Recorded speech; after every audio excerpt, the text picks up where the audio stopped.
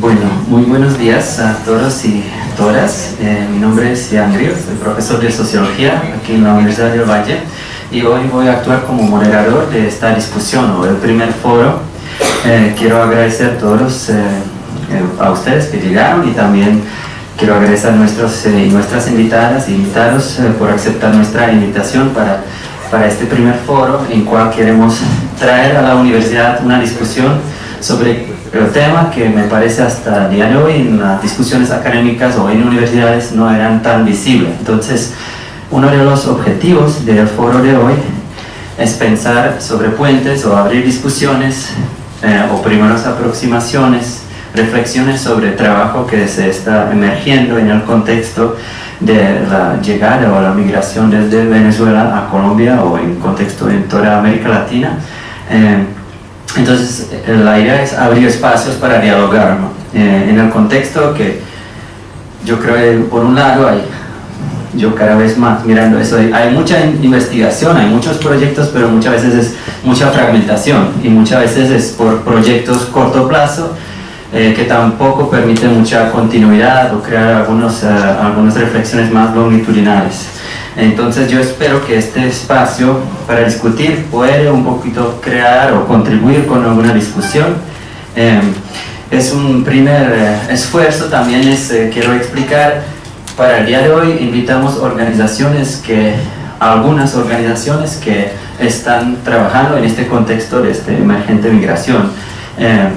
Estamos esperando en futuro continuar con algunos diálogos, no solamente con las organizaciones, también con los migrantes y otros actores.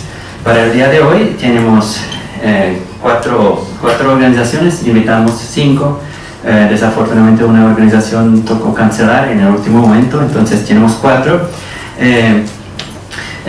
Y yo voy a mostrar cuáles son. Aquí, si usted puede ver. Tenemos 4 organizaciones. Entonces primero es Pastoral para los Migrantes, que es coordinado por Arquidiócesis de Cali. Tenemos ACNUR, la Agencia de la ONU para los Refugiados. Tenemos Consejo Noruego para los Refugiados y Heartland Alliance International en Colombia.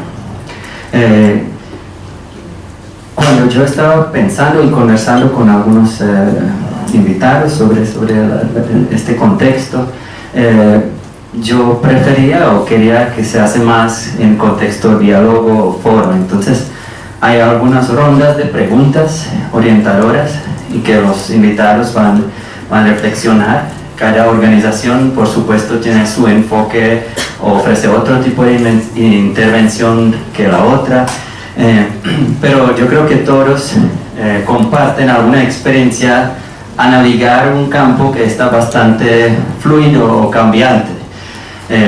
Hay varios factores que yo quería mencionar en el inicio que me parecen interesantes para como punto de partida. Primero, pues todos los actores, algunas instituciones están navegando este país que es predominante históricamente de inmigración y no de migración, lo que significa que muchas veces no hay normas, no hay políticas públicas, no hay reglas, y ellos mismos y ellas mismas muchas veces están contribuyendo en esta discusión a establecer algunas regulaciones. Otro, yo creo que toca también reflexionar, si pensamos sobre los últimos años, que digamos lo que se llama la crisis, si lo podemos llamar, también está cambiando, depende de los números, ¿no? Yo creo que lo que se pensaba inicialmente con pocos números de migrantes, como se crece también las respuestas y formas de ayuda están cambiando con la masificación de la migración. Yo también creo que otra cosa que me parece muy interesante y difícil por otro lado es que se trata de trabajar con poblaciones muy diversas, muy heterogéneas. En ningún sentido podemos hablar sobre la única experiencia de un migrante desde Venezuela. Hay varias clases de migrantes, hay varios estatuses legales que crean obstáculos para muchos de ellos, muchas de ellas. También hay muchos colombianos que estaban en Venezuela regresando, también hay niños que nacen en Colombia, a los padres sin papeles, y todo eso crea situaciones y contextos muy particulares que yo creo que es muy difícil a navegar en un contexto de intervención social o psicosocial o legal. Entonces yo creo que esos son algunos factores que yo quería mencionar también para reflexionar. Por supuesto, otro tema que es muy grande es el marco legal, ¿no? Cómo se llaman los migrantes, ¿no? Eso mucho, de pronto algunos de ustedes han trabajado, pues si es una población que debería tener una atención especial o alguna protección especial, si se llaman refugios, si se llaman migrantes, y cada esta categoría tiene una implicación muy profunda sobre la vida de los migrantes, pero también las organizaciones que trabajan con esta población. Entonces, esos son algunos contextos que todos ustedes, y también no quiero reducir la representación de las organizaciones solamente para nuestros invitadas e invitados, también aquí hay otros y otras miembros de organizaciones o migrantes. Entonces, todos muchas gracias por venir. Yo voy a hacer muy breve la presentación de cada uno de nuestros ponentes para que ustedes saben quién soy yo, quién soy ellos. Un poquito un contexto muy breve. Entonces, de pronto empiezo con Hernando Enríquez. Hernando Enríquez trabaja en Consejo Noruego para Refugiados. Es un abogado con especialización en instituciones jurídico-penales y tiene múltiple experiencia laboral con varios, por ejemplo, fue gerente de información, orientación y asistencia legal, ICLA, con Consejo Noruego para Refugiados, pero también trabaja como director de la Agencia Nacional de Tierras Occidente en Cauca y Valle del Cauca, asesor jurídico del Programa de Tierras y Desarrollo Rural de USAID, director territorial Valle del Cauca, Cauca, Nariño y Cundinamarca. Entonces tiene varias experiencias, no solamente con los migrantes, pero también con temas relacionados. También tenemos, digo en orden, Lorena Osorio. Lorena es socióloga, actualmente coordinadora de la Unidad de Investigación en Pastoral para los Migrantes. Es egresada de Sociología de la Universidad de ICESI y también está estudiando maestría en Innovación Social en la Universidad de ICESI. Tiene mucha experiencia con investigación en el tema de adulto mayor. Estaba, por ejemplo, asesora en política pública para la alcaldía en Armenia. También tiene vínculos y pertenece al Grupo Internacional de Investigación de la Universidad de Cataluña, ACT, proyecto así se llama. Ay, qué pena por pronunciar. Y eso es Lorena.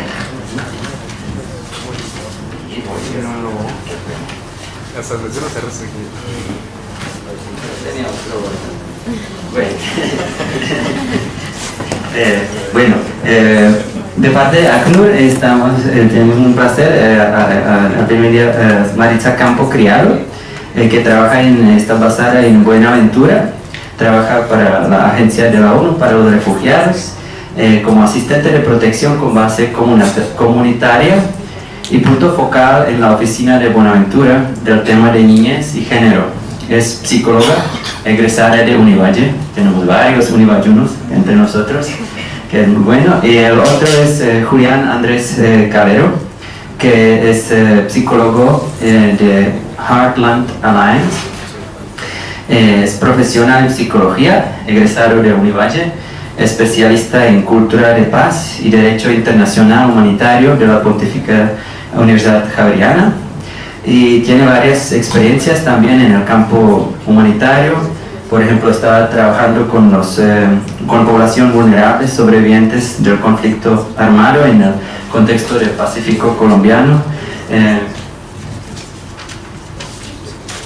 Y en este momento está trabajando con Heartland Alliance International como coordinador clínico, pero también como lo llama psicólogo terreno, también me imagino haciendo varias intervenciones ya en el campo, predominante con asistencia psicosocial en contextos de emergencia o otro tipo de advocacia o ayuda con el acceso de derecho, reparación, etc.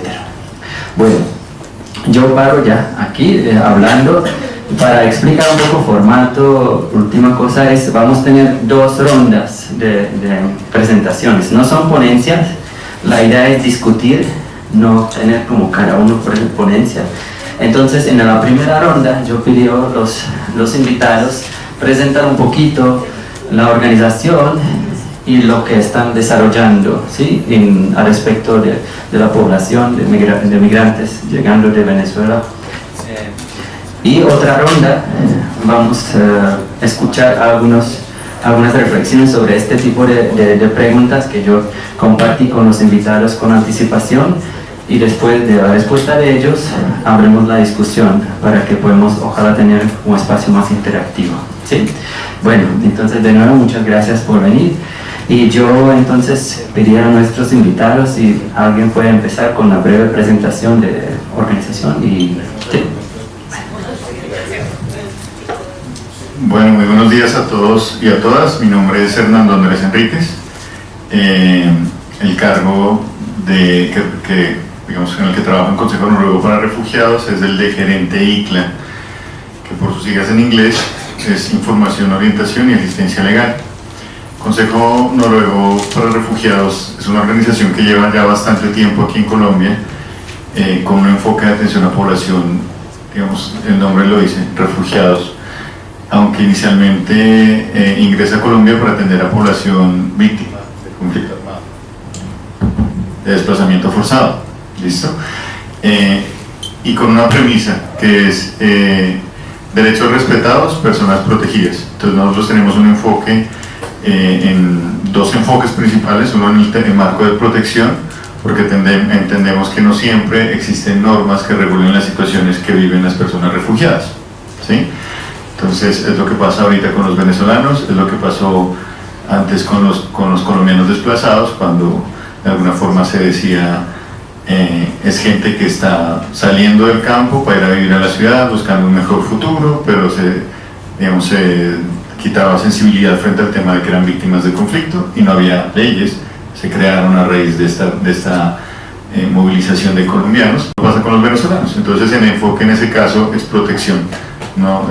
Como una sombrilla que busca identificar dónde están los vacíos legales, dónde están los vacíos normativos y cómo nosotros podemos ser incidentes en cubrir esos vacíos desde la cooperación.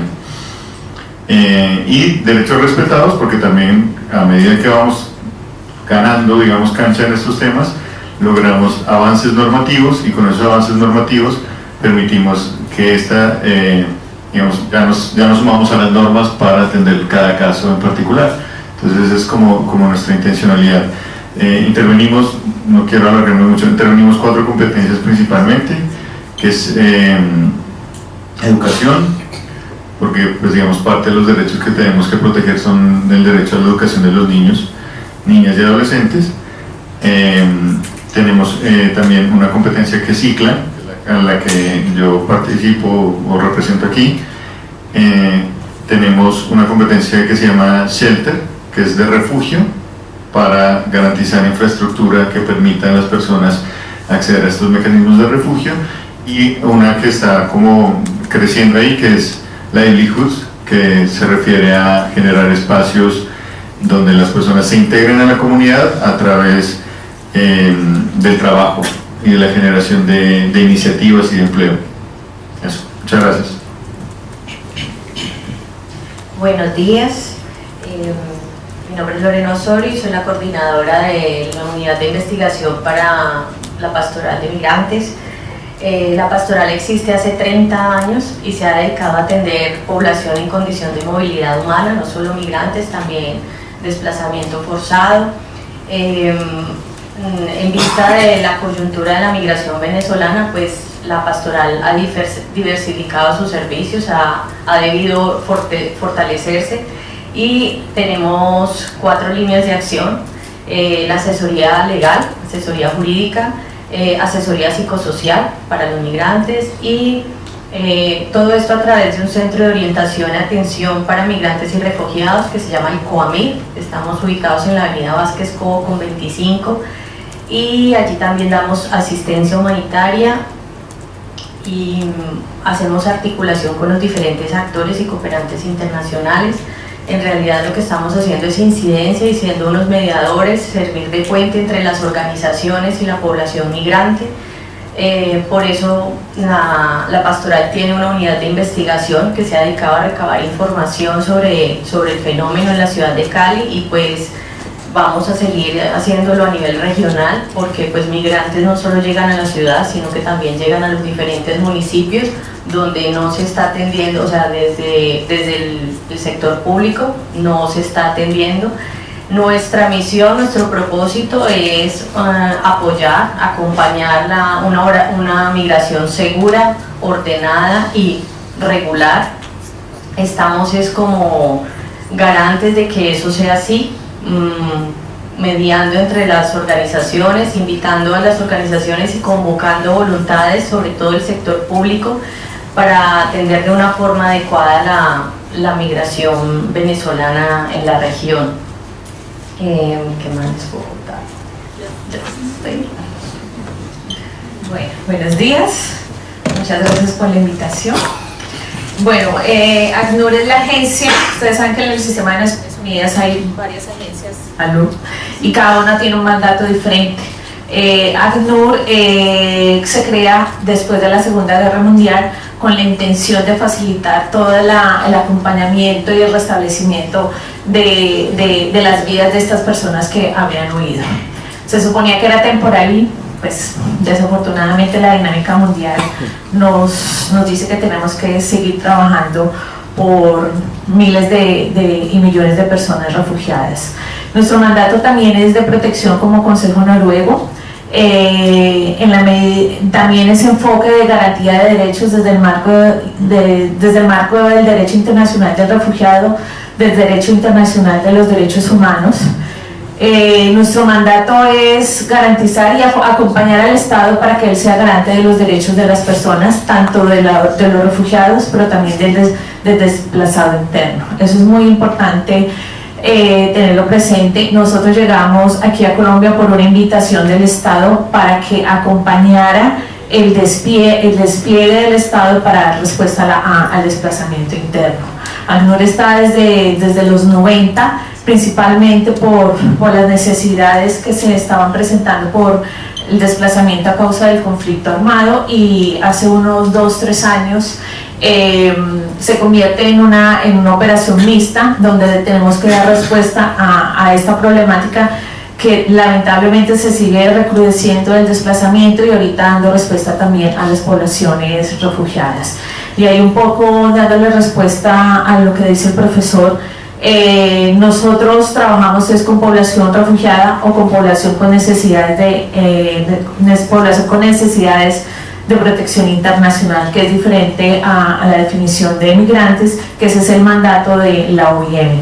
A raíz de la situación de Venezuela se creó un plan regional para América Latina para dar respuesta a estas necesidades de los flujos mixtos, y OIM y ACNUR tienen un rol de coliderazgo para dar respuesta.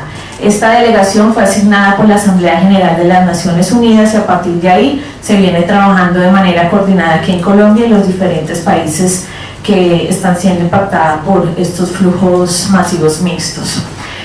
Nuestro trabajo desde el marco de la protección busca acompañar al Estado para que estas normas, como lo dice el Consejo Noruego, se fortalezcan.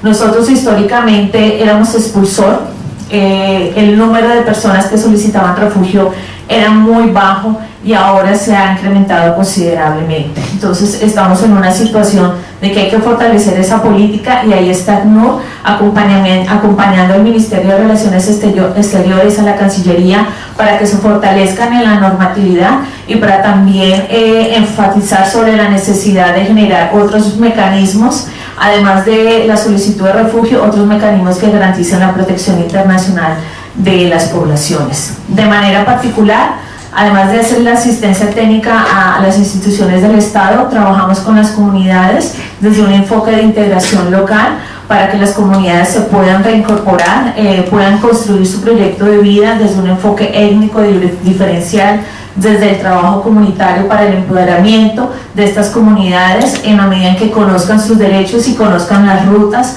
para su garantía. Muchas gracias. Muy buenos días, muchas gracias por la invitación.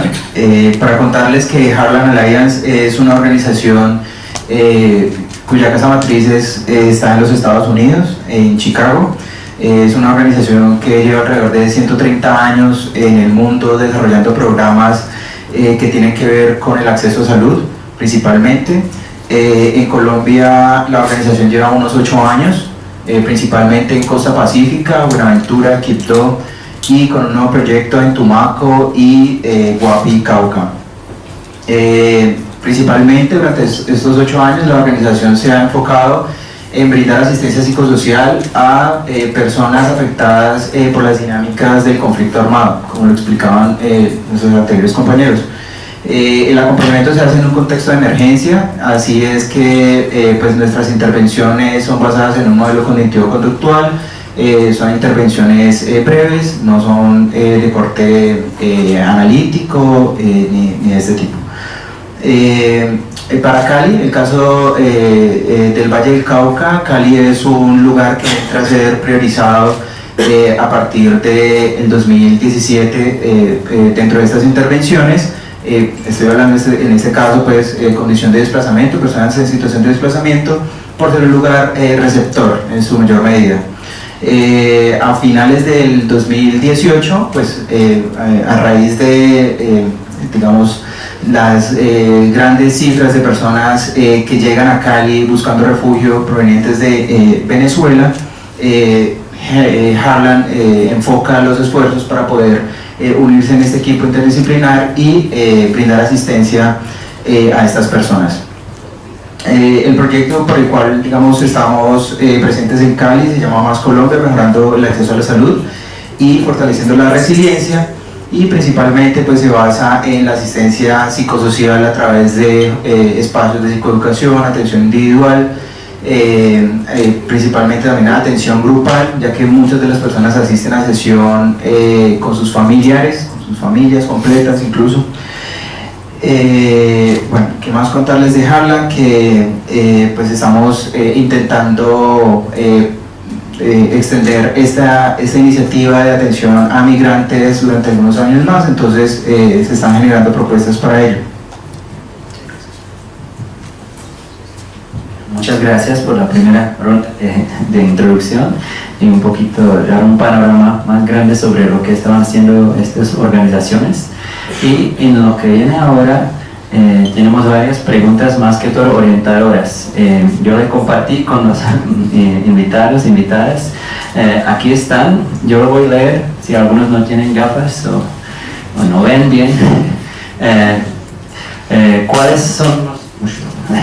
son los desafíos y retos más significativos en las intervenciones con la población proveniente de Venezuela?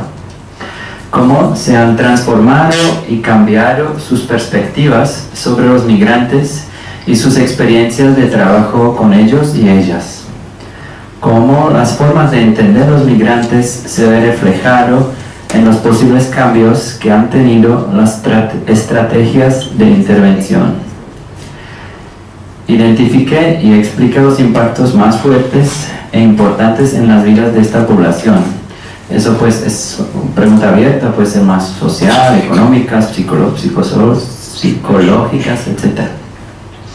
¿Y cuáles son las consecuencias y efectos más fuertes de este movimiento que afecta a las vidas de la población proveniente de Venezuela? Esas son preguntas más que todo orientadoras. No tengo esperanza que ustedes responden todo punto por punto. Si quiere pueden, pero pues la idea es más o menos 10 minutos, como hablamos, dar algunas reflexiones alrededor de estas preguntas, de pronto los desafíos y retos más importantes en sus experiencias trabajando con este contexto migratorio. Entonces sería más o menos 10 minutos cada uno y después podemos ya abrir la discusión para tejer la conversación más abierta. Sí. ¿A todas? Todas, sí, pues. Ok. Vale, lo voy a intentar. Espero que tengan esperanza en mí. Dice, ¿cuáles son los desafíos y retos más significativos en las intervenciones en población proveniente de Venezuela? Bueno, yo creo es bastante complicado hablar de estos temas en tan poco tiempo, pero más o menos creería yo que el enfoque de lograr la regularidad de estas personas en los países de acogida tiene que ser la garantía para el acceso a derechos. Y el regular significa, para la gente que tiene vocación de permanencia, para la gente que está aquí llegando a Colombia y que se está quedando en Colombia y que muy seguramente se va a quedar en Colombia, generar espacios de integración, a través de el reconocimiento de que esa situación va a ser permanente, a través de que con ese reconocimiento las personas puedan acceder a derechos, puedan establecerse aquí en Colombia, y a través de generar políticas que busquen la integración entre los colombianos de acogida y la población venezolana. Ahora, en esto hay un punto que es bastante importante referirnos, y es cuál es la condición o cuál es el motivo que lleva a los venezolanos a venir a Colombia. Y en eso digamos que han existido varias versiones, ¿cierto? Una inicial en la que se hablaba de que la población que estaba llegando, venezolanos que estaban llegando a Colombia, era población que tenía una vocación de ser migrantes, de ser personas que se estaban moviendo hacia acá, buscando un mejor futuro, buscando una economía más estable que la que les daba el país, ¿cierto? Otra en la que ya se habla de población con necesidades de protección internacional, y una que es la de la condición de refugio, la condición de refugiado, ¿sí? Desde el Consejo Noruego la posición, y coincide con la mía personal, es que la mayoría de personas, tampoco la idea es generalizar, pero sí la mayoría de personas vienen de una situación de violencia estructural en Venezuela, ¿sí? Hay unas condiciones de ineficiencia del Estado, además de no intenciones, por decirlo de alguna manera, de atender esas ineficiencias. O sea, el Estado venezolano no quiere hacer nada por atenderlas, y también, además, frente a esa carencia de derechos, hay una incapacidad de las personas de reclamar sus derechos. Y creo que, sin intención de ser gráficos, las situaciones que vimos frente a las protestas, de cómo se atacan a las personas que están reclamando derechos, eso es evidencia y prueba de eso. Y en eso, digamos que hay un debate, digamos, como distinto frente a lo que se dice en los medios a nivel nacional y lo que pasa en las instituciones a nivel regional, ¿sí? Porque ocurre que cuando se entrevista al presidente o a sus ministros, se habla en términos de que existe una dictadura en Venezuela, de que existe una limitante de derechos, pero cuando se hacen las solicitudes, o cuando se analiza el tema, el Estado colombiano debería haber tomado una medida distinta frente a estas personas, que es otorgarles el estatus de refugio de manera amplia, general, digamos, como más abierta. Y no pasa eso, porque las personas quedan sometidas a adelantar un trámite de solicitud de refugio ante las entidades de migración, y es un trámite que está demorando muchísimo tiempo. Entonces, creo que en eso la posición es precisamente esa. Si el Estado colombiano reconoce esta situación, no solamente desde lo político, en los espacios internacionales, sino desde su propia gestión, define, estas personas tienen una condición de refugio, y abre un poco el panorama en ese sentido, permite que las personas accedan como refugiados, pues entonces el Estado colombiano estaría cumpliéndoles y podría cubrir ese reto y ese desafío más significativo. Eso políticamente tiene sus bemoles, pero pues como es la intención. Después viene como sea, no sé si paro y hablan o... Creo que es mejor pregunta por pregunta, ¿no? Porque así podemos debatir y rebatir. Qué pena, alterar.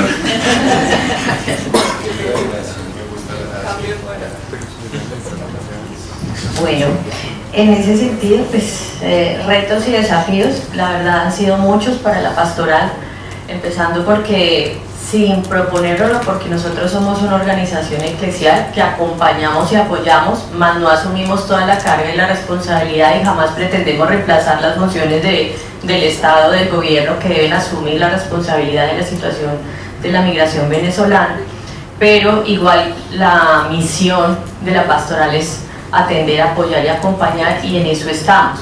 Entonces, desde esa perspectiva nos pusimos en la tarea de convocar voluntades, sobre todo en el sector público, para que apoyaran y para que atendieran o cumplieran con su deber de atender la migración venezolana. Otro de los desafíos ha sido el cambio y las fluctuaciones que ha tenido la migración.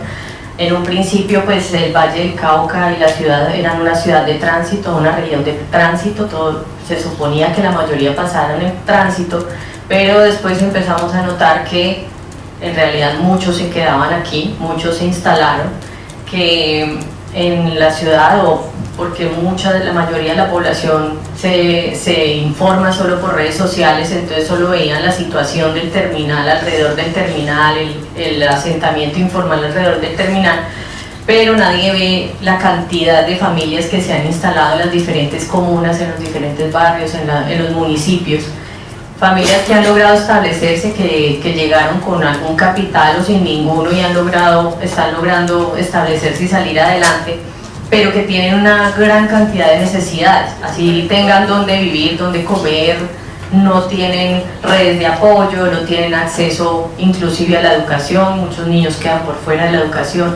En fin, hay un poco de dinámicas y de situaciones de condiciones que los ponen en situación de vulnerabilidad, no solo a los que están en condición de calle, sino también a los que que tienen viviendas, que están pagando un alquiler. Ha sido difícil no ha sido difícil convocar, para nosotros pues es fácil convocar, pero lo ha sido difícil es como convencer al sector público de qué es lo que tiene que hacer y cómo lo debe hacer. El año pasado salió el COMPES y a partir de allí se supone que deben hacer una política pública y se debe implementar. Estamos en la espera de esa política pública, entonces ese es otro reto, porque al no haber política pública en la ciudad ni en el departamento, pues nadie, ningún funcionario o ninguna secretaría está disponible o tiene el compromiso o la obligación de atender migración venezolana. Últimamente, pues ya este año se han visto más voluntades y se han acercado algunas secretarías y hemos trabajado en apoyo con ellos, y ya se está pues como abriendo más el camino desde el sector público. En este trabajo ha sido supremamente importante para la pastoral y ha sido pues como el hit para nosotros tener el apoyo de la cooperación internacional. Entonces allí en ese centro que les mencioné anteriormente, en el COAMIR, tenemos en asesoría jurídica, tenemos el apoyo del Consejo Noruego para Refugiados, en asistencia humanitaria, transportes, bueno, diferentes temas. Tenemos el apoyo de ACNUR, tenemos el apoyo de OIM, tenemos el apoyo de Cruz Roja Internacional. Todas estas organizaciones han venido allí a apoyar y acompañar el tema migratorio, se han articulado con nosotros, nos han brindado muchísimo apoyo. Sin ellos no hubiera sido posible, digamos, que atender la cantidad de población que atendemos a diario.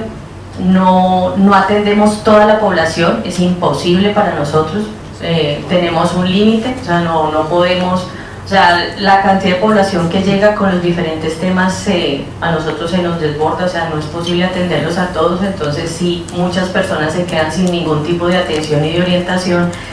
Y en el área psicosocial tenemos el apoyo de Heartland Alliance, que aplica su modelo de atención e intervención. También ha sido un apoyo grandísimo para nosotros y pues digamos que estamos haciendo un trabajo en equipo con las organizaciones. Desafíos importantes no solo a nivel de política pública, sino también lo que identificamos como lo que nos ha enseñado la migración venezolana aquí en la región. Primero, obvio, ya todo el mundo lo ha dicho, es nuevo aquí. todo el mundo se quería ir, nadie les llegaba, llegaban muy pocos migrantes, bla, bla, bla. Pero resulta que ahora esta coyuntura nos ha permitido aprender, ha sido el desafío más grande, es aprender sobre la marcha, construir sobre la marcha, investigar. Ha sido súper interesante encontrar que la investigación nos sirva para diseñar estrategias de intervención acordes al tipo de población. Desafío grande es que todos no se puede implementar un diseño de atención o de intervención como estandarizado para toda la población venezolana. En realidad diseñamos acorde a diferentes grupos que identificamos, todos tienen vulnerabilidades diferentes, encontramos muchas vulnerabilidades cruzadas en la población y encontramos unos casos que nosotros llamamos como los vulnerables de los vulnerables, que quedan por fuera incluso de la posibilidad de que nosotros podamos atenderlos. Es como hablarles de menores no acompañados con hijos, o sea, menores de edad no acompañados que vienen con sus hijos y vienen en embarazo, vienen sin nada, van en tránsito, van sin documentos y es difícil no poder apoyar o tener que reportar a bienestar familiar que no tiene un modelo de atención o no tiene una estrategia de atención adecuada para esta población. Entonces separan a estas madres de sus hijos, estas madres menores de edad no acompañadas las separan de sus hijos.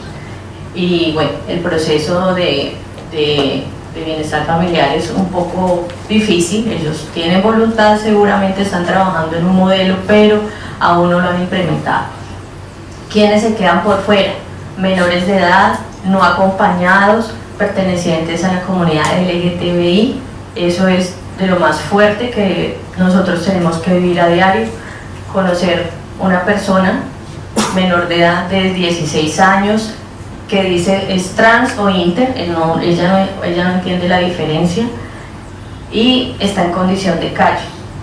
Y nadie puede, ninguna de las organizaciones puede intervenir o apoyarla porque le corresponde a bienestar familiar, pero la dinámica con bienestar familiar fue un poco complicada, entonces ella se escapó y sigue en condición de calle. No hay quien la proteja, no hay quien la apoye. Esos son los casos que nosotros llamamos los vulnerables de los vulnerables. Eso es un reto grandísimo, un desafío que tenemos como organizaciones, que digamos que es importante una reflexión ahí desde la academia, sería interesante. Otro de los grandes desafíos, generar apropiación y empoderamiento de la población migrante venezolana en el tema de socioeconómico, integración sociocultural, el tema de salud mental. Esos son, digamos que hasta donde recuerdo, como los grandes desafíos que tenemos ahora como organización para atender la situación de la migración venezolana. Bueno, los retos desde la visión de ACNUR, yo quisiera empezar por un reto, es cómo lograr dar respuesta tanto a las necesidades de la población desplazada como a las necesidades de la población venezolana. Para ACNUR es todo un reto tener que trabajar a dos bandas, con una comunidad internacional que ha reducido considerablemente los recursos para trabajar con víctimas. Hay un desbalance, la disposición para seguir financiando proyectos para población desplazada es muy baja en relación al incremento de los recursos para atención a población venezolana, que también es insuficiente. Entonces, para nosotros, un reto como sociedad, como agencia y como sociedad, es poder seguir dándole respuesta a las necesidades del territorio colombiano. Es seguir con los ojos en los territorios donde siguen desplazando, donde siguen asesinando los líderes, es seguir estando allí, es seguir fortaleciendo la institucionalidad para visibilizar la situación que se está presentando y que ustedes todos saben. Un reto es tener ese balance y en ese sentido poder tener intervenciones desde un enfoque de la integración local. Nosotros tenemos una campaña fuerte contra la xenofobia, porque ustedes lo han visto en su diario vivir, la resistencia, el rechazo hacia las personas venezolanas. Entonces ahí es una apuesta como sociedad de cómo lograr esa integración. Como lo decía Hernández, diferentes perfiles, personas en tránsito, pero también muchas están con vocación de permanencia que quieren construir su proyecto de vida acá. Inclusive muchas de estas personas ya tienen familia. Estuvieron acá, se fueron a Venezuela y llegan con familia. Entonces, ¿cómo con una apuesta como sociedad logramos favorecer esa integración local? Porque ellos ya hacen parte de nuestra realidad y de nuestro futuro. No podemos seguir pues en resistencia y en negación, ya hacen parte de nuestras vidas. Entonces, eso es un reto como sociedad. A nivel normativo, como lo dice Hernando, hay un reto fundamental que es la garantía de los derechos y el reconocimiento de un estatus que le permita a las personas restablecerse en el país donde ellos decidan. En ese sentido, esta semana ACNUR sacó su nota actualizada del mayo del 2019, ustedes se pueden meter a la página de ACNUR. Es una nota de orientación sobre consideraciones de protección internacional para los venezolanos, donde se invita a todos los estados a que apliquen la declaración de Cartagena del 84. Está la definición tradicional de refugiado, que es la convención del 51, y hay una versión ampliada de la declaración de Cartagena de 1984, y en esta nota ACNUR, las Naciones Unidas, está solicitando a que todos los estados reconozcan que todas las personas que están saliendo de Venezuela tienen necesidades de protección internacional. Es un llamado a considerar que todas las personas que están saliendo de Venezuela necesitan protección. Es una versión ampliada. Eso invita a, como lo dice Hernando, que los procesos para regularizar a las personas y los procesos para solicitud de refugio sean rápidos y sean inmediatos, y que haya una visión colectiva. Desde la Convención del 51 la valoración es individual, pero si se recoge la Declaración de Cartagena, donde se dice lo que tú decías, hay una violación masiva de los derechos, hay riesgos de la vida, de la integridad, de la libertad. Si el gobierno colombiano adopta la Declaración de Cartagena, estaríamos diciendo que todas las personas que entren de Venezuela necesitan protección internacional. Eso es un reto también muy grande, porque demanda toda una infraestructura del Estado, además de recursos, pero la situación se está agravando mucho. Entonces, si ustedes quieren, pueden consultar, es la nota más actualizada, salió esta semana de la postura de ACNUR y del Sistema de Naciones Unidas. Muchos retos, como lo dice Lorena. A nivel de ACNUR, nosotros tenemos la experticia en desplazamiento interno, pero ha sido un proceso de aprender en el día a día, de traer expertos, pero también cualificarnos nosotros internamente. Es construir rutas, porque no hay rutas, es en el día a día con el funcionario que está sensibilizado, con la entidad que le está apostando para ir construyendo estas rutas, porque no existen. Cada departamento, cada municipio está construyendo sus propias experiencias en el hacer de cómo lograr atender a las necesidades. Como lo dice Lorena, uno de los mayores retos es responder a las poblaciones más vulnerables, que siempre son desafortunadamente los niños, las niñas y las mujeres. Los niños de padres venezolanos que nacen aquí en Colombia no tienen derecho a la nacionalidad colombiana, su derecho es la nacionalidad venezolana, pero las dificultades para que Venezuela le reconozcan su nacionalidad los pone en un limbo de riesgo de apatridia. Es decir, que esos niños que están naciendo aquí no tienen acceso a salud, no tienen acceso a educación, hay muchas trabas, hay unas normativas que sacó el Estado para que los atiendan, porque sabemos que los derechos fundamentales de los niños priman sobre todo el interés superior, pero hay muchas trabas. Hay unas grandes dificultades para que los niños entren al colegio y terminen, y si terminan no le dan los certificados. Entonces, si un chico venezolano termina su bachillerato, no va a poder acceder a la universidad porque no le van a dar su cartón de bachiller. Entonces, es muy importante dar respuesta a estas poblaciones de mayor vulnerabilidad, y en relación a las mujeres, el riesgo de que se vinculen, de que sean vinculadas a red de trata de personas es muy alto.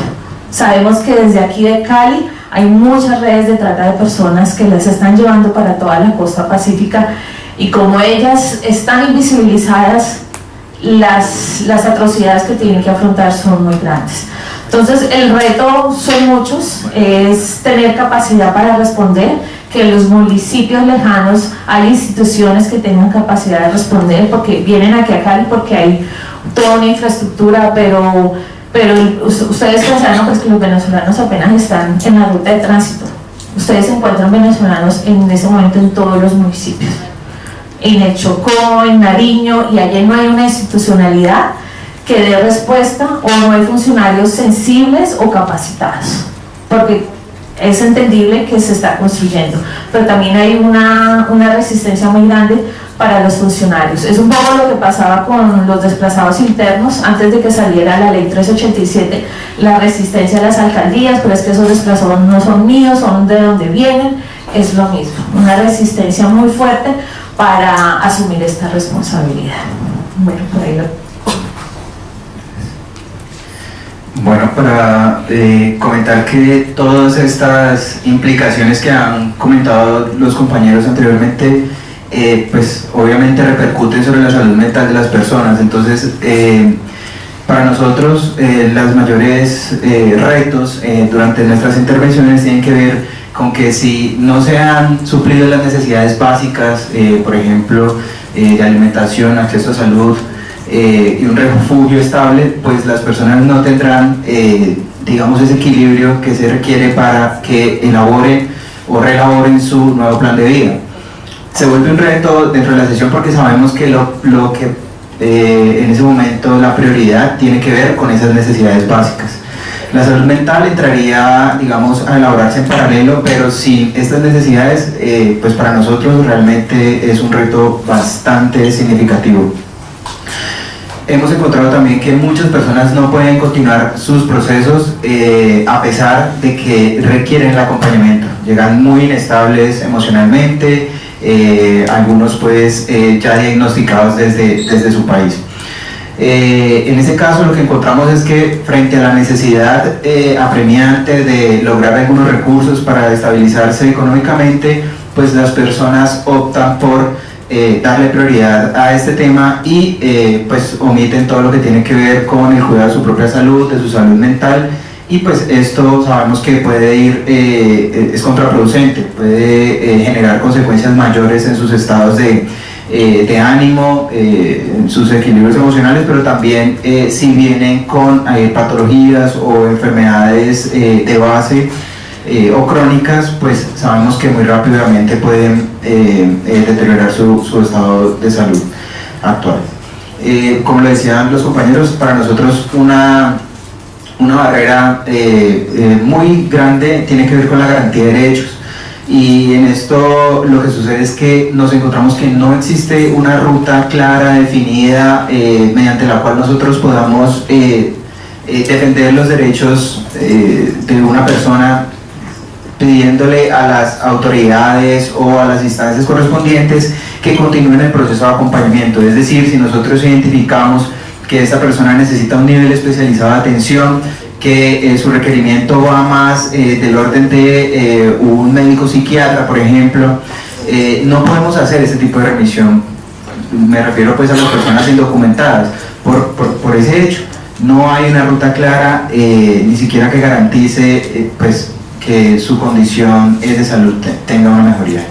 Y en ello pues hay otras muchas barreras, ¿no? Por ejemplo, el acceso a medicamentos, en fin, y a medicina especializada, que es muchas personas viajan de este país buscando poder lograr algunas intervenciones médicas que no habían logrado durante mucho tiempo en Venezuela. Otra de los retos que hemos encontrado es que en este proceso de migración hay una ruptura de vínculos familiares muy fuerte. Parte de la familia nuclear se queda en Venezuela, otra parte llega a Colombia a probar suerte. Pues bueno, es una realidad bastante fuerte, dado que esta ruptura de vínculos también digamos incide en la calidad de vida de las personas. Tenemos personas que pues a pesar de sus grandes esfuerzos y pues vale la pena reconocer de sus importantes mecanismos de afrontamiento, aún esa distancia, ese contacto muy poco permanente, les genera bastantes problemas para adaptarse a esta nueva condición, a esta nueva ciudad, a pues estos modelos políticos económicos distintos a los que vivían en su país. La reconfiguración de grupos familiares acá en nuestro país genera otro tipo de dinámicas, y para colocarles un ejemplo, es decir, nosotros acostumbramos a vivir con pues nuestro grupo familiar inmediato, pero cuando nos desplazamos o vivimos un proceso de migración como este, nos unimos a otros grupos familiares con otras costumbres, con otras maneras de vida, y dentro de un ámbito o un ambiente hogar pues con disminuir, no con una calidad óptima, calidades de vida óptima. Entonces lo que encontramos ahí es violencia intrafamiliar. Hemos encontrado también pues una preocupación muy grande para las personas venezolanas, es que en su país el consumo de sustancias psicoactivas es una cuestión muy difícil de encontrar, ¿sí? Casi que las personas que tienen poder o acceso al dinero pueden hacer esto, pero no se ve como se ve en Colombia, en las calles, en los parques, etcétera, etcétera. Entonces, sí se ha encontrado que hay un índice muy alto de consumo de sustancias psicoactivas por parte de migrantes, y eso tiene que ver con mecanismos de afrontamiento negativos frente a sus demandas emocionales también. Es muy probable que tenga que ver con ello. Bueno, y todo lo que tiene que ver con la reestructuración del plan de vida. Estas personas pues en este momento han tenido un cambio muy significativo en sus vidas. Muchas de ellas tenían niveles o posiciones socioeconómicas en su país bastante importantes, representantes de organizaciones, representantes de la sociedad civil, personas, no sé, empresarios, etcétera, que de repente su vida se les transforma. Ahora deben andar a pie, o deben convivir con numerosas familias en un ambiente muy reducido, deben ahora solamente optar por un alimento al día. Son situaciones muy complicadas que digamos en el detalle, ya digamos en la conversación con la persona es muy fuerte el cambio que están experimentando para ellas mismas, y esto pues para nosotros es un indicador importante a tener en cuenta, porque podemos encontrar acá algunas acciones como de poder querer atentar contra su propia vida, algunos intentos de suicidio o ideación suicida que comienzan a aparecer a causa de la frustración, a causa del rechazo, de la misma estigmatización que aparece en la xenofobia pues que hablaba ahora Maritza, que aún sigue apareciendo en los mismos empleadores, pero también en el común, en las personas que compartimos pues a veces el transporte público. Comienza a aparecer este tipo de indicadores de xenofobia. Bueno, muchas gracias por la primera ronda de respuestas. Yo solamente pensando en el formato, y porque yo sí quiero que sigamos interactivos, lo que yo quería proponer, si está bien con ustedes, que abrimos pues, espacios, si el público tiene preguntas, puede ser sobre ya las primeras reflexiones de ustedes o otras preguntas. Y ahora tomando una de estas, aunque en algunas respuestas ustedes ya estaban tocando los otros temas también en algún sentido, entonces si está bien, yo sugiero que hacemos más discusiones ya o preguntas, y de pronto en sus respuestas ustedes pueden retomar alguna otra cosa que tenían preparadas. ¿Nos parece? ¿Sí? Entonces, preguntas. Una clarificación. Aire en este espacio está frío, pero no hay otra opción. Pues otra opción es calor. Ay, no hay intermediario.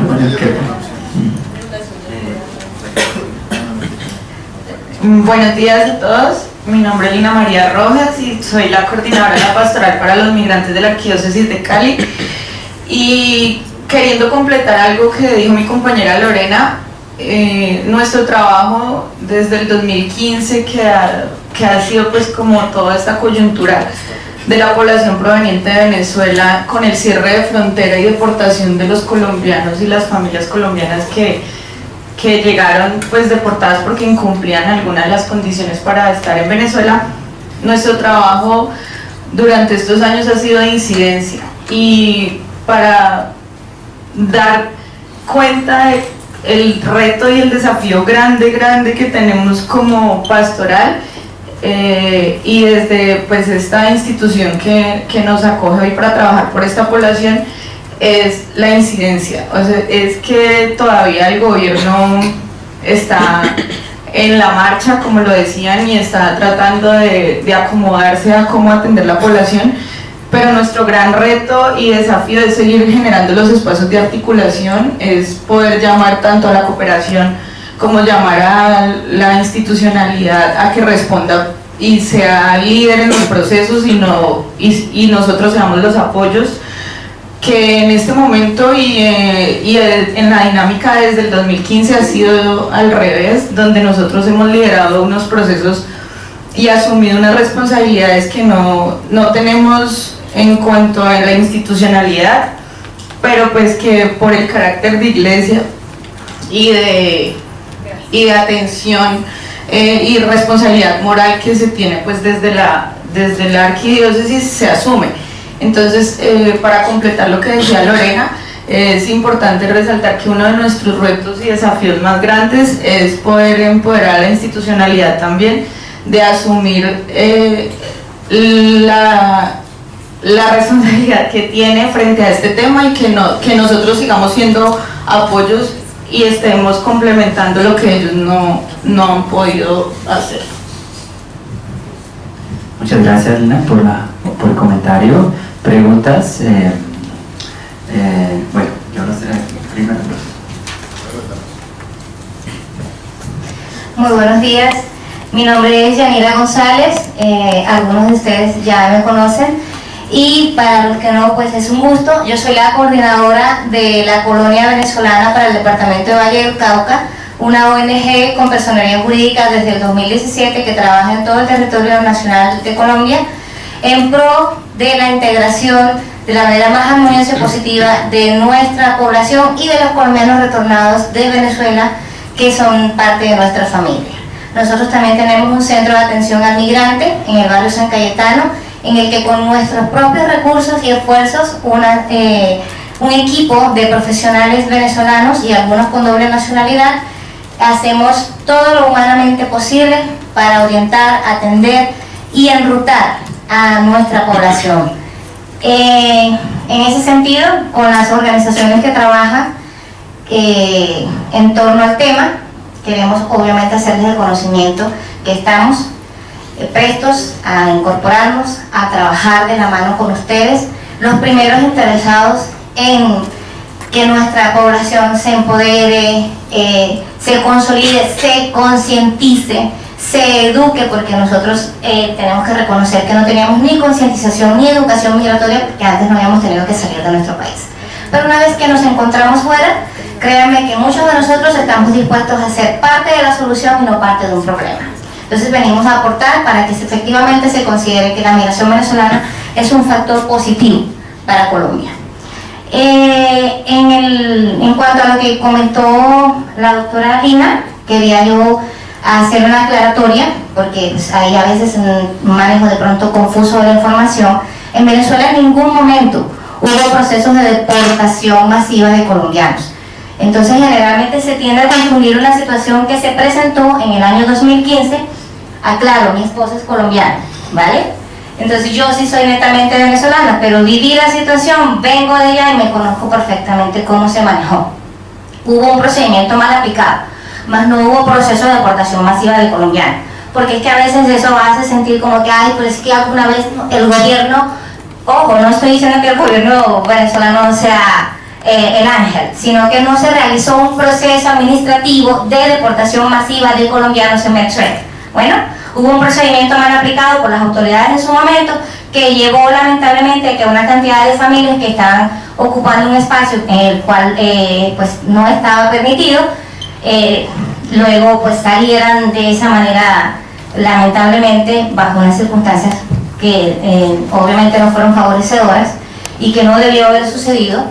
pero no fue que fueron víctimas u objetos de ningún proceso administrativo como tal aplicable de deportación de nuestro país, ¿vale?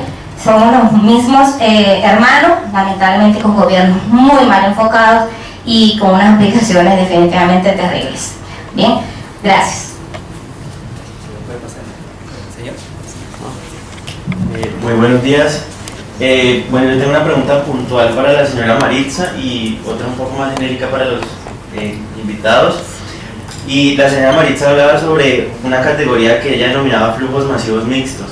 Entonces sí me gustaría como saber a qué hace referencia con eso, porque hay muchas categorías en materia de migración que digamos, permiten caracterizar el fenómeno. Y otra cuestión es, que es una inquietud muy personal, y es que yo siento que el tema de cuántas personas provenientes de Venezuela hay en el país ha planteado una especie de población fantasma, porque de acuerdo con Migración Colombia, a febrero del 2019 han entrado supuestamente 1.173.000 venezolanos al país, cosa que yo considero que no es acorde con la realidad y es una estadística subestimada, porque pues estas estadísticas son tomadas con base en quienes acceden al permiso de ingreso y permanencia, el que les da los 90 días, o los que toman la tarjeta de movilidad fronteriza, que es la mayoría de los casos y terminan quedando en condición de irregularidad en el país. Pero lo que sucede es que muchos de ellos entran por trochas o sin ni siquiera hacer un paso por frontera. Entonces, de acuerdo con lo que ustedes han trabajado en sus entidades, ¿ustedes qué creen? Si esas estadísticas de pronto se doblan, o qué han escuchado decir a las personas, porque yo siento que si se quiere formular políticas públicas, es muy difícil formularlas si no sabemos cuántos son los individuos o población a la que se está dirigiendo esas políticas públicas. Entonces, si nosotros nos estamos basando en estadísticas basadas en una política migratoria restrictiva, pues no digamos que no podemos abarcar el fenómeno bien, y esa es como la inquietud. Si podríamos recoger una o dos más, si usted puede apuntar. O recordar. Ya. Buenos días. Bueno, muchas gracias por el trabajo que están haciendo. De verdad es muy loable y muy cuesta arriba, pero bueno, se agradece muchísimo el empeño que le están poniendo. Mi pregunta va dirigida a la representante de ACNUR. Usted en algún momento habló que tienen campañas que van dirigidas a combatir los indicadores de xenofobia que se han comenzado a presentar, ¿no? Mi pregunta específica es cuáles son ese tipo de acciones, si puede ser un poco más específica, y como interés personal, si hay algún tipo de publicaciones con respecto a esas actividades, me gustaría si las puede compartir para poder revisarlas. Muchas gracias. Esta pregunta, buenos días, mi nombre es Jorge Iván, con mi compañero Steve y otro grupo de compañeros estamos intentando formar una fundación que ayude a los migrantes en Colombia, que apoye. Estamos pues un poco aprendiendo también de todo, también porque somos migrantes los dos. Según lo que he entendido de lo que hemos hablado hoy, digamos que los retos y los desafíos más importantes son el estatus del refugiado, que como que no sabe mucho de eso, los casos difíciles, especialmente los jóvenes menores, la integración, promover la no xenofobia. Y mi pregunta es para los cuatro que representan una organización, ¿cuál es realmente el paso que tenemos que dar para que esto cambie? Es decir, por ejemplo, Colombia, que tenemos una constituyente, cambiar las leyes es tan difícil.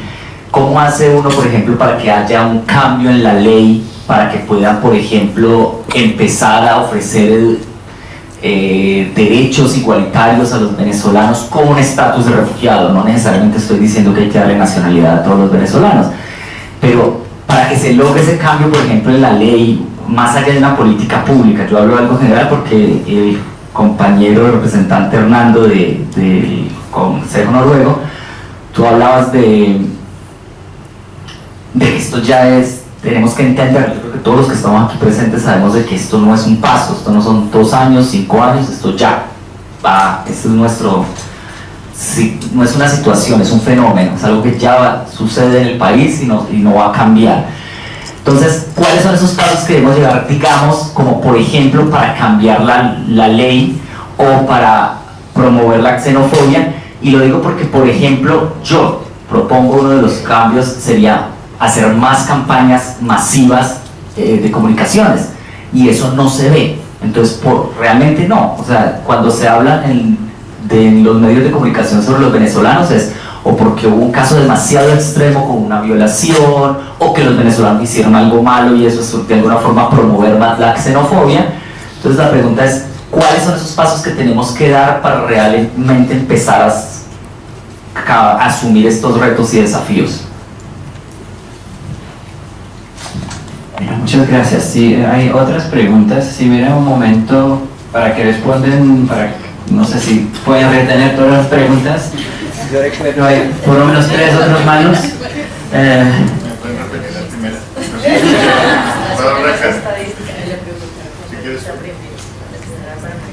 Bueno, el concepto de flujos migratorios mixtos, igual lo pueden encontrar en el plan regional, es para abarcar todos los perfiles provenientes de Venezuela, empezando por hacia dónde van, si es por vocación de permanencia, las personas que están en tránsito para un tercer país, o péndulo, que son los que se mueven en la frontera, que van y vienen por vínculos familiares, relaciones económicas. Pero también para entender también el estatus, si son refugiados o con necesidades de protección internacional, o también se incluye el concepto de migración. Recuerden que migración es una sombrilla muy amplia, más general, porque pues yo puedo migrar a Estados Unidos a estudiar, o me voy a Europa o a España a hacer una maestría, eso es una migración, no estoy forzada. El concepto clásico de migración es que yo tengo una voluntad de irme, desplazarme a un lugar fuera del país a un compromiso afectivo, a una apuesta laboral o a un proyecto educativo. ¿Ya? Es un concepto muy amplio de migración. Entonces, cuando hablamos de flujos migratorios mixtos, incluimos a todas estas personas y a todos estos perfiles. Con respecto a lo de la estrategia de xenofobia, ustedes pueden consultar en la página Somos Panas Colombia. Hace una campaña masiva que ha tenido grandes resultados, se llama Somos Panas Colombia, hay cuenta en Twitter, en YouTube hay un canal, se llama Somos Panas Colombia. Tenemos videos, tenemos toda una campaña audiovisual, y el año pasado, no sé si ustedes alcanzaron a ver, hicimos una campaña con Caracol y Save the Children, sobre una campaña con unos niños. Entonces, tú ya lo viste, ese es de Somos Panas, ya vamos por un segundo premio, y es probable que ahorita en el mes de julio hagamos un taller con periodistas. Dentro de las estrategias de difundir esta estrategia está tener espacios de sensibilización con los periodistas, tanto de medios masivos como medios comunitarios, para sensibilizarlos sobre la situación de los venezolanos en Colombia, pero también a mejorar, a manejar las noticias, para que las noticias no se difundan estigmas y contribuyan a incrementar la xenofobia. Entonces pueden conseguir en la página Somos Panas Colombia y van a encontrar un muy buen material. Bueno, listo, tenemos varias preguntas. La primera corresponde al tema del subregistro y políticas públicas, ¿cierto? Y en eso creo que debemos partir de una realidad, y es que el gobierno y el Estado lo trabajan personas, ¿sí? O sea, dentro del gobierno trabajan personas que no tienen esa capacidad de identificar todos los casos, ¿sí? Entonces nunca, creo yo, va a existir en el mundo una política pública que atienda todos los casos. Eso es imposible. No lo ha hecho Colombia con los mismos desplazados. No lo ha hecho. Hay subregistro de desplazados. Y cuando se genera una política pública hay una norma genérica, y esa norma genérica establece unas líneas generales de atención, pero no atiende todos los casos, y las excepcionalidades se trabajan a través de las normas puntuales o acciones puntuales, acciones legales puntuales, a través de la tutela, a través de peticiones y demás. Y eso pone en un problema bastante fuerte a la población venezolana, como lo puso en su tiempo la población víctima del conflicto armado, y es que somos, como instituciones, y lo digo también porque pertenecí, gran parte de mi experiencia ha sido lo institucional, somos instituciones creadas para manejar leyes y solamente enfocarlas en leyes sin tener una visión más allá de la norma, ¿sí? Entonces, por cada norma que existe una duda en los funcionarios de cómo aplicarla, ¿sí? Entonces, por ejemplo, por ponerles un ejemplo con el tema de venezolanos, y que lo estamos viviendo ahorita, y es, salió un informe de la Fundación Ford que patrocinó Consejo Noruego, y en el que dice, a los venezolanos les dan permiso para estudiar, ¿sí? Los niños pueden acceder a la educación, los jóvenes pueden acceder a la educación, pero ¿qué pasa? Pasa un año, terminan sus estudios escolares, y ahora hay funcionarios que se están preguntando, ¿los podemos certificar o no? Entonces, cada derecho genera ciertas dudas, y esas ciertas dudas son las que finalmente, esto no va a ser fácil para la población venezolana en términos generales, y no quiero desanimarlos, pero es parte de la lucha por los derechos, ¿sí? Empezando porque no se está dando el reconocimiento. O sea, si estuviéramos en una línea, en un mundo ideal, que además sería un mundo ideal con bastantes recursos, ¿sí? El gobierno tendría que hacer un reconocimiento colectivo de la situación de Venezuela. Voy a contar el punto ideal y lo que pasa, que es lo que el deber ser. El gobierno debería hacer un reconocimiento generalizado de estamos frente a una situación de gente que tiene una situación de desprotección en su país, son gente que tiene unas necesidades de protección, pero somos un país que no tiene los recursos para atender al 1.200.000 personas que hay aquí, más el subregistro que seguramente va a existir. No lo tenemos, no tenemos la plata. Entonces, ¿qué tendría que hacer el gobierno? Decir, como son personas con necesidades de protección internacional, como nosotros firmamos algunos pactos, el de Ginebra, el convenio de Cartagena, que amplía, que inclusive prácticamente pone a todo el mundo en esas posibilidades de ser refugiados, entonces tenemos que, podría salir, una norma en la que el Estado diga, yo voy a acompañar a estas personas hasta este punto, ¿sí? Hasta este punto. En salud, voy a hacer que todos estén afiliados a un sistema de salud, ¿sí? En educación, voy a hacer que todos accedan al servicio de educación, los niños, niñas y adolescentes accedan al servicio de educación. Podría decir también, no voy a permitir eso, tendrían que los venezolanos acceder a un servicio de educación privado, podría hacerlo, ¿sí? Digamos que el Estado colombiano no tiene la obligación así como tal, es una obligación política, pero es una obligación humanitaria, entonces depende del humano que esté liderando esto, ¿sí? Entonces, si la visión es humanitaria, el Estado tendría que ser bastante práctico y bastante claro, tendría que garantizar las condiciones para que las personas accedan a ese trabajo, ¿sí? Entonces eso es como en términos muy generales cómo podría una política pública enfocarse en eso, y pues obviamente el análisis económico y financiero no lo tengo porque soy abogado, pero eso valdría, un buen número de recursos para Colombia. Respecto al tema de la xenofobia, creo que nosotros decimos que Colombia nunca ha sido un país de receptor de gente, pero realmente sí somos, porque créame que no solamente se ha dado xenofobia con los venezolanos que llegan aquí, con los desplazados que venían de las veredas también hay ese tipo de actitudes, o sea que no estamos partiendo de ceros, ¿sí? Y sabemos que cualquier intervención que debe, apropiar cualquier gobierno para atender una situación de población migrante o desplazada o refugiada, tiene que enfocarse en dos personas, en el que se desplaza y en el que llega, y el de la persona de acogida, ¿sí? Porque nos pasaba a nosotros, inclusive en la misma intervención de Consejo Noruego, con temas educativos, que llegaban niños desplazados de las veredas a las escuelitas, y hay algo que se llama unos kits escolares que se entregan en el marco de la emergencia, y a veces nos tocaba, y es bastante feo lo que voy a decir, pero nos tocaba decirles como, ustedes no son desplazados, bueno, así no en esos términos, pero sí como ustedes no, porque no se han desplazado. Estas maletas van para los niños desplazados.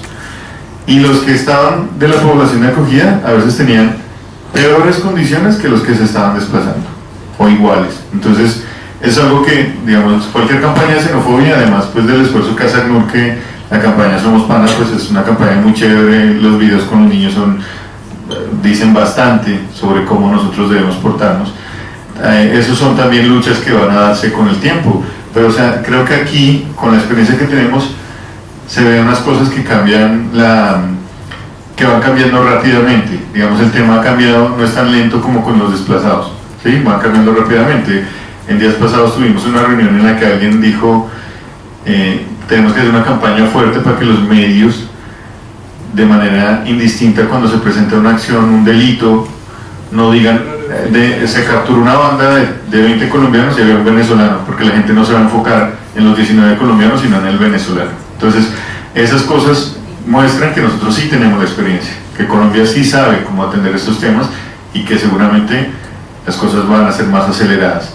Y pues, digamos que en términos de xenofobia, creo que esa es como la forma, ¿no? Lograr que la gente entienda que la atención a la población venezolana no es más importante que la atención a la población colombiana, pero sí obliga al Estado colombiano a ver las cosas de una manera distinta, pues enfocado en los dos grupos poblacionales, obviamente. Y ya, y creo que el paso real sí es ese que les digo, o sea, que el Estado reconozca realmente, pero ese paso real no va a pasar inmediatamente, son varios pasos y son varias luchas, y digamos el llamado a la población venezolana a veces es, perdón, a los líderes más que a la población, es ayúdenos a que la gente empiece a reclamar sus derechos, porque de esa forma se construye el derecho en todo el mundo en general, ¿sí? Entonces, el derecho es la lucha de la sociedad frente a un Estado, ese es el derecho. Por eso cuando hay dictaduras se pierde el derecho, se acaba el Estado de Derecho. Acá, como estamos en un Estado social y de derecho, ¿cierto? Entonces podemos pedirlos, podemos reclamarlos, y hay instituciones y hay independencia institucional, está la Corte Constitucional, que obliga al Estado a atender esos derechos. ¿Listo? Gracias.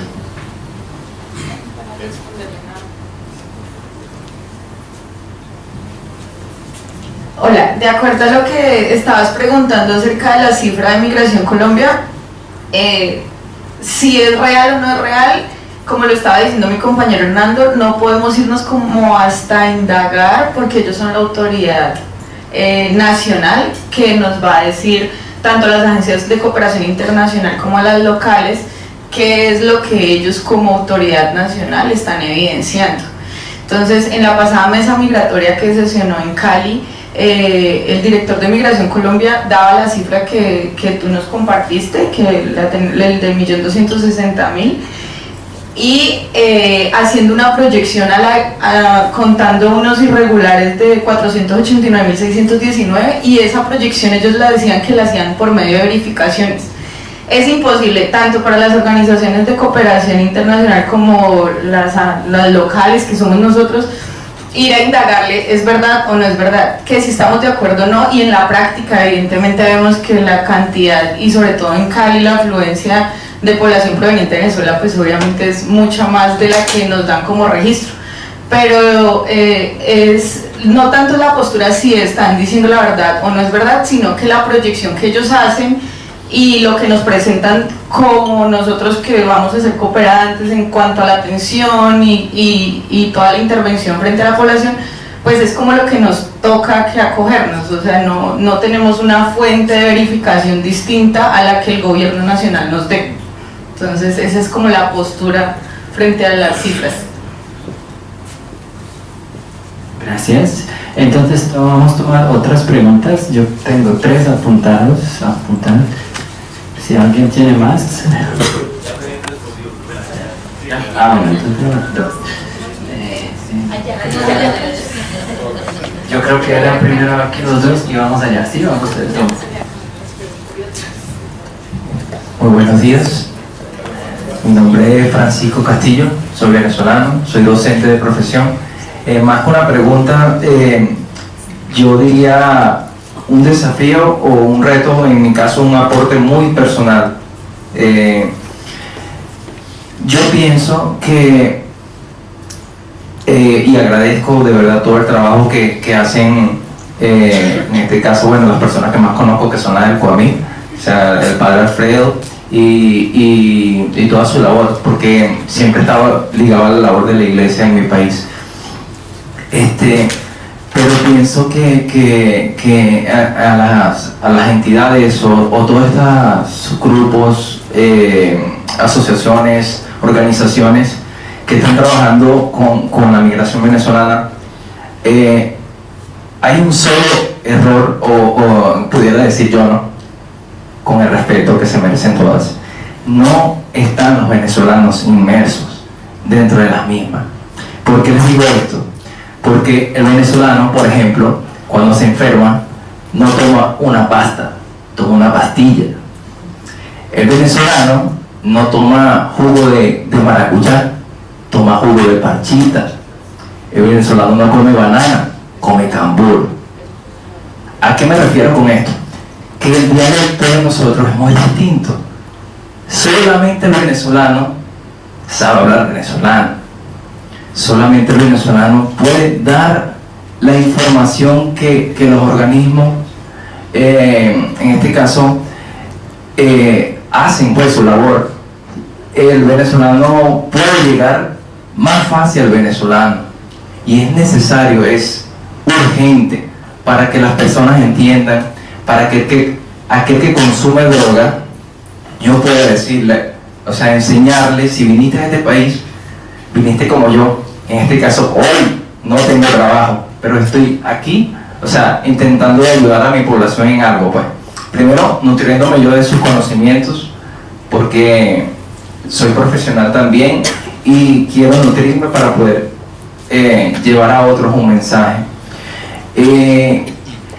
Al mismo tiempo, en cuanto a las políticas públicas, se ha ido trabajando, como lo decía el señor, en tratando de legalizar la educación. En este caso tenemos muchísimos casos, por ejemplo, hablando de profesionales, no tenemos el derecho a trabajar, o sea, en cuanto a nuestras profesiones. ¿Por qué? Porque te piden, primero, tienes que tener título apostillado. Imposible que alguien lo traiga de Venezuela apostillado, a menos que haya tenido la oportunidad y el recurso financiero para hacerlo. Por poner un ejemplo, un título aquí, apostillarlo, ejemplo, cueste 20.000 pesos. Entonces, si vamos a hacer realidad en Venezuela, ese mismo título que para apostillarlo te costaría 20.000 pesos, tienes que pagar 20 millones de pesos. En la realidad de Venezuela, eso pasa.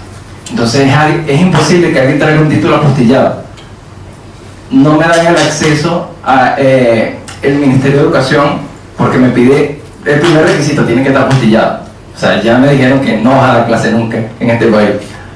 O sea, a esa realidad voy.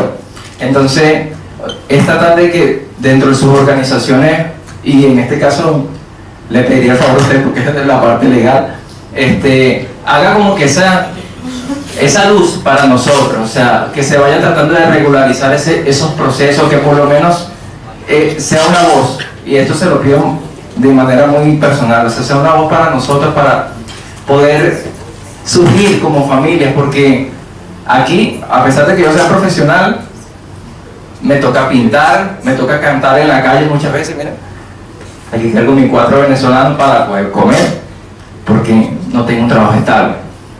Y no quiero dar lástima, o el venezolano no viene a dar lástima. El venezolano viene buscando una oportunidad de trabajar, una oportunidad de sacar a su familia adelante. Y creo que en esa dirección, o ese es el paradigma que se quiere, que se intenta buscar para que nuestra población logre surgir realmente, si se toma en cuenta este pequeño punto que le acabo de mencionar, que se entienda que el venezolano es el único que le va a poder llegar al venezolano para cambiar esas realidades que estamos viendo de las cifras de que se va a incrementar la delincuencia, de que no hay entendimiento en el dialecto. Es mi opinión personal. Le agradezco. Muchas gracias. Si me permite responder esa, porque es muy puntual. Bueno, puntual. Bueno, y eso también me permite responder esta segunda interrogante, y es la forma en la que estábamos atendiendo a la población y el enfoque de emergencia, ¿sí? Todo versus la urgencia, mientras llega un momento en el que uno sabe qué es lo que está pasando aquí. Llegamos a una ola de venezolanos entrando a Colombia increíble, y ahorita viene una calma, pero es un valle que tiene olitas todavía de emergencia, pero ya sabemos que por lo menos hay 1.200.000 aquí que están con vocación de permanencia. Ahora, la respuesta a lo otro que usted me dice es si uno hace un enfoque de derechos en la intervención, en la atención a la población, usted dice, claro, el derecho al trabajo no es un derecho fundamental, ¿sí? Es un derecho social, económico, ¿sí? Y en muchos países es de esa manera, pero cuando digamos, Colombia ha evolucionado mucho en términos de acceso a derechos constitucionales, pues la respuesta lastimosamente no está en el gobierno, digamos, como en la parte administrativa del Estado, porque allá es donde están las preguntas, ¿sí? Si usted llega con un caso de estos, la pregunta va a ser ¿cómo atiendo? Y la respuesta va a ser no lo atiendo. ¿Sí? Entonces, si esa es la respuesta, digamos, hay que propiciar esa respuesta, ¿sí? Y luego uno, a través de acciones constitucionales, podría demostrar que la situación suya afecta el mínimo vital, o sea, afecta su vida, afecta su integridad y además afecta su dignidad, porque pues bueno, sí, así es la vida, ¿no? Cuando uno tiene una profesión, busca ir a otro sitio y ejercer su profesión, no solamente por un tema económico, sino también por un tema de conocimiento, de capacidades y todo lo demás, y porque eso le da un estatus de dignidad a uno. Y cuando se rompe ese estatus de dignidad y le toca hacer lo que usted dice, que le toca tocar en la calle, pintar casas y demás, pues entonces ese es un derecho fundamental que nosotros sí podemos reclamar y que ustedes podrían reclamar. Sería eso.